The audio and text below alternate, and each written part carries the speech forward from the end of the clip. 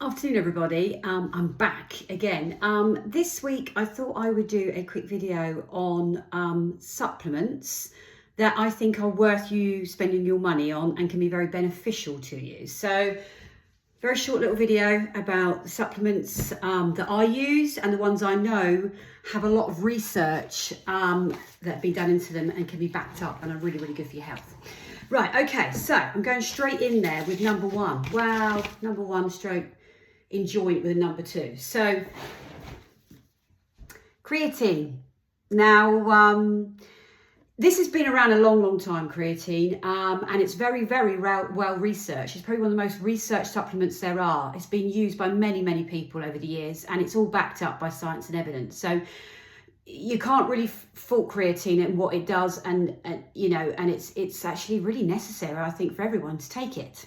Now, over the years, I think majority of the time it's been used by, probably people think it's used by bodybuilders, but and women have been very scared off by it because they say it makes you gain weight.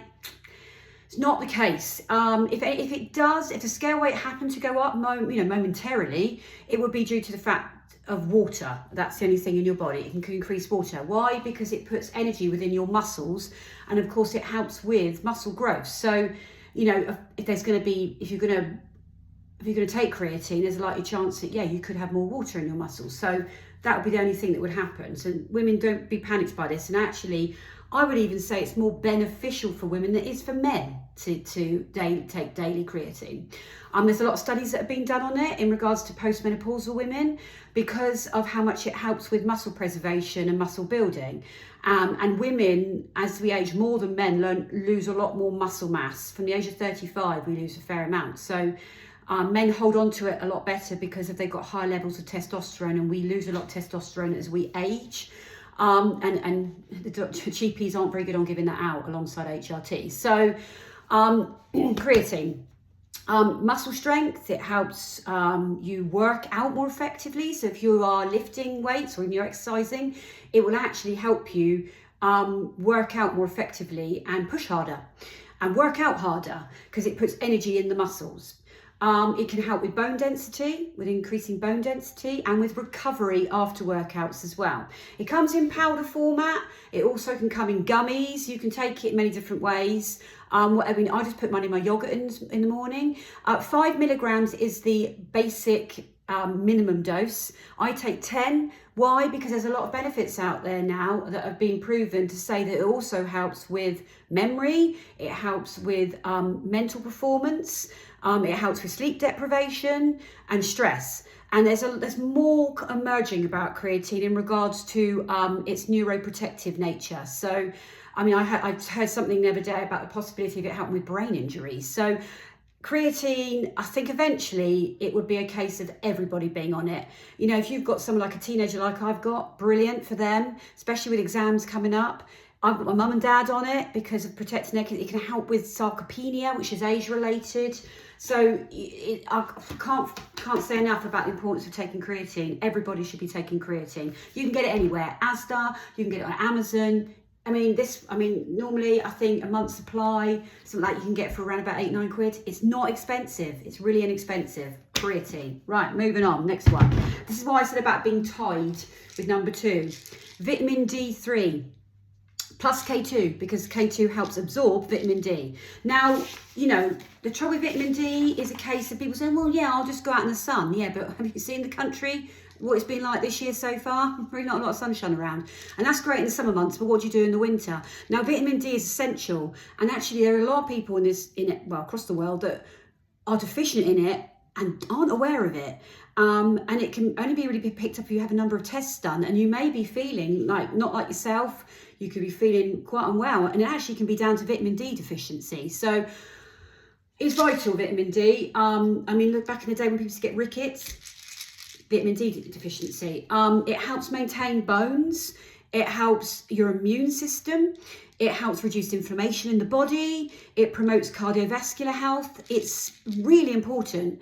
And I think, this whole bottle here contains a tablet, a tiny little tablet for a daily dose of this. There's a whole year's worth in this, and it cost me 9 quid for the whole year. The K2 in it helps you absorb it. So it's essential that you have it with K2. But I can't stress enough how important this is. We do not have enough sunshine to gain enough vitamin D within our body. If you're darker skinned, you won't absorb it as well. I think people are unaware of how your skin colour also affects how you absorb vitamin D. So if you are darker skinned, you can find actually you could be deficient in it without realising. But I really do think it's worth just everybody taking vitamin D plus K2 and getting a proper strength of it as well, because you will find it in other multivitamins, but you know you need at least like 1,000 to 4,000. So I would suggest just getting one like this. Amazon again, got this off Amazon, very simple. But it's absolutely essential. Our bodies can't really make it itself, and we can't find enough food, I think, and eat enough foods that would meet the dose of what you have to take for that. Right, and now omega-3s. Now I take these because as much as I eat things like chia and flaxseed, which contain these fatty omega-3 acids, the problem is it's just not enough. Unless you're someone that eats like, I eat fatty fish and oily fish every single day, then these can be really helpful for cardiovascular, brain, and support for your eye health as well. So I just find you don't have to, but this is the one thing I do take, because I just can't say that I eat enough. I mean, I'd love to eat salmon every day, but I don't know about anybody else, but it's bloody expensive. So I just take one of these because, they're very good for you. And, I want nice eyes, and I want good hair, and I want good skin, and all these things do help with that. And a lot of these things that I've said about all help with cardiovascular and brain health. So I think that's quite important for our hearts, isn't it, and our brain power. So that's omega-3, it's a short one, that one. Right, okay, moving on to sleep. Now, I get a lot of people that come through my door that say they struggle with sleep. Now, there could be many reasons why you're struggling with sleep. If you're a woman of a certain age, then majority of the time, I've got to be honest with you, a lot of it's hormone related. And actually, if you're a man as well and you're suffering with low testosterone, that can also affect your sleep as well. So hormonal balance can play havoc. I had years of insomnia before I went on HRT, which was very, very helpful. But also, I still get dips, which is quite normal when you're riding the wave of perimenopause, where things aren't quite right, or you're suffering with stress, or etc. So there's a couple of things that can be quite helpful and actually are very good for the body as well. One of them is magnesium. I've taken numerous different ones over the years. This one's a 3-in-1, so it's got magnesium glycinate, citrate, and a malate as well.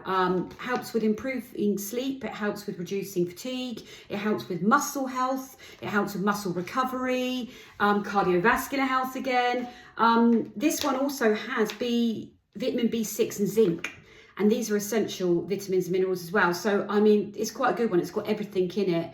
But if you're struggling with sleep, give magnesium a go. You can buy it in tablet form. You can buy it as a spray that you spray on your body. There's many different ways of taking it. I used to take ZMA, which was zinc, B6 and magnesium, which basically actually is this. So give it a go and see how you get on with it. That's the first port of call. Really good, helpful. And magnesium is essential in the body anyway. So if you, there's many different versions, because at the moment also, I've got another one. There's lots of these over Amazon, eBay and places. This is like a bedtime supplement. I decided to try something a little bit different to see how I got on with it, because I've also been on my HRT quite a long time now and changed my regime onto body identical progesterone tablets, which actually are really helpful with sleep. So yeah, I've been sort of trying things out. But these gummies, because I sing as well for a living and I do a lot of late nights, coming home and drinking and taking tablets late at night can affect, obviously, me getting up to go to wee in the middle of the night. So I got these gummies instead to try, and I've got to say they've been brilliant. And they're all natural. They've got chamomile, they've got valerian root, which are used in herbal sleep remedies. They've also got something called L-theanine, which is an amino acid.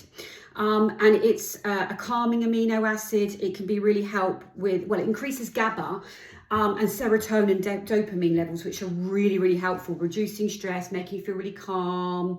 I've just found these really great. L-theanine is an absolute game changer, I think.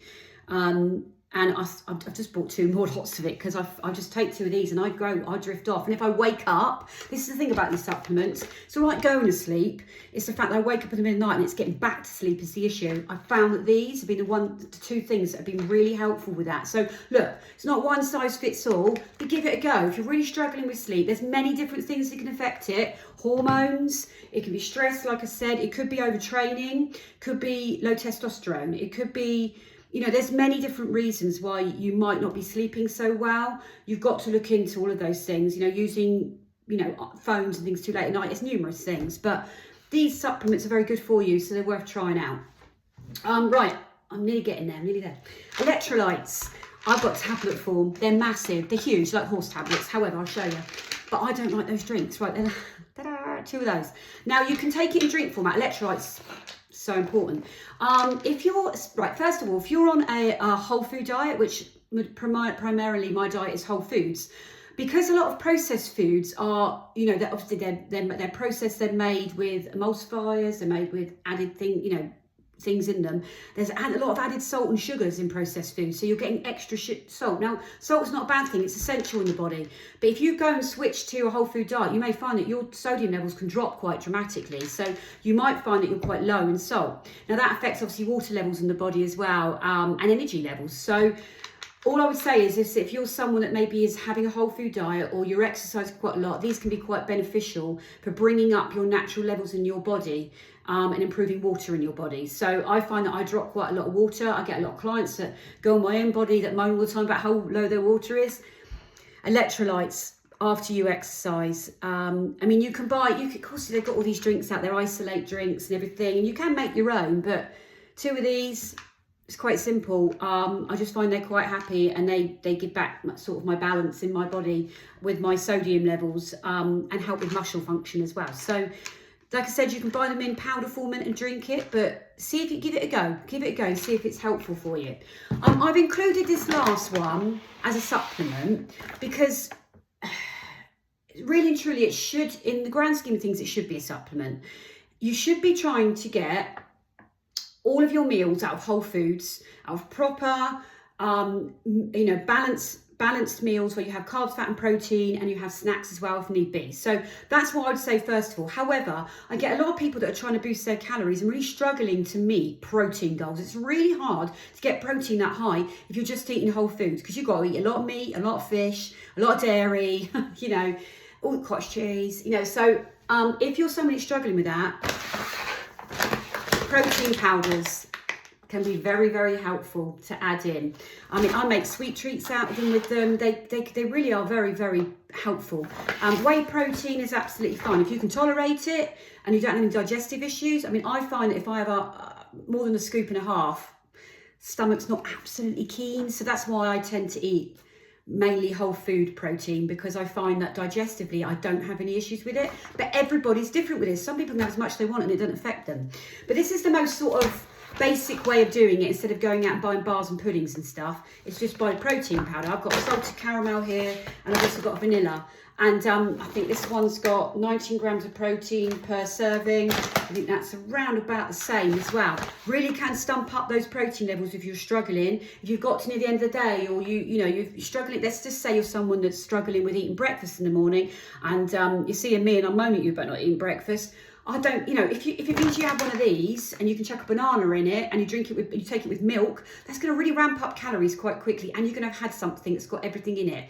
I mean, people can add peanut butter to them. You can add whatever you want to them. They're quite versatile, but they help reach protein goals, and whey isn't a bad thing, really. It's not going to beat whole foods, but it's still going to be very helpful if you're trying to reach goals. Okay, protein goals or calorie goals, very, very helpful. You can get them anywhere. Come on, they're everywhere now. Supermarkets, Amazon, depending on if you're somebody's trying to get calories up.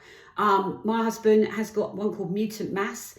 It's like really ramps up the calories, that one. I've got diet versions, so it depends on your goals. If you're trying to ramp calories up, there's high calorie options, there's higher protein options. It's a bit of a minefield. It's worth doing your research, but there's lots of them out there to choose from. I think I've covered all the main supplements I wanted to cover today. If there's anything you want to ask me about anything, please just comment or send me a message. If you thought of any other supplements you find quite beneficial, or you want to question anything, please just ask me. I'm always here and I'm happy to do a quick video if there's something that you're interested in subject-wise. And of course, if you ever want to come and work with me, if you need any help nutrition-wise, get in contact. I offer a 30-minute free chat, or if you want to come for an in-body analysis for £15, I'm still offering those. But that's it for me today. Have a great weekend, everybody. Take care. Bye.